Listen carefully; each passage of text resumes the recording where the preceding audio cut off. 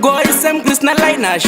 Here me comes master again. Grasslands music, yeah. Saka vakanetsakare ilebore oshkoshi. Ndashika now handishandise tokoroshi. Ndovesa pasele langu presashi. Inini ndiri mutumwa, yeah. Saka ndiri mutumwa.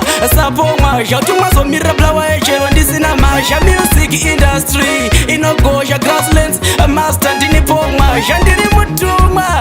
Sapomwa shautumwa zomira blawa echero ndisina masha. Music industry inogosha Grasslands master ndini pomwa.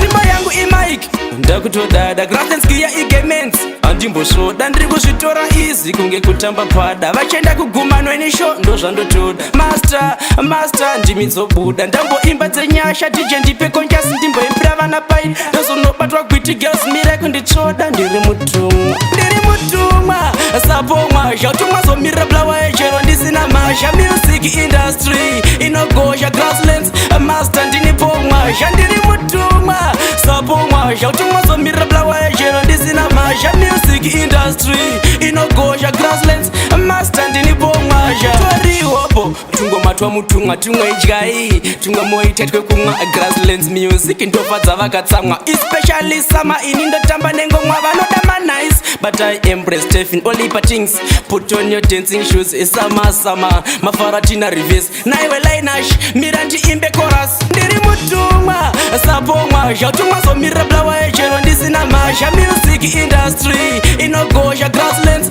master ndini pomwa zhandiri mutumwa sapomwa zvautumwa zomirira blawa echero ndisina masha. Music industry inogosha Grasslands master ndini pomwa shimba yangu imike ndakutodada Grasslands kia igements andimbosvoda ndiri kuzvitora izi kunge kutamba pada vachenda kugumanweni sho ndozvandotoda master ndimidzobuda ndamboimba dzenyasha dj ndipe konjasi ndimboimbira vana pai ndozonobatwa gwiti girls mira kunditsvoda ndiri mutumwa sapomwa zvautumwa zomirira blawa echero ndisina masha. Music industry inogosha Grasslands master ndini pomwa zhandiri mutumwa sapomwa zvautumwa zomirira blawa echero ndisina masha. Music industry inogosha Grasslands master ndini pomwa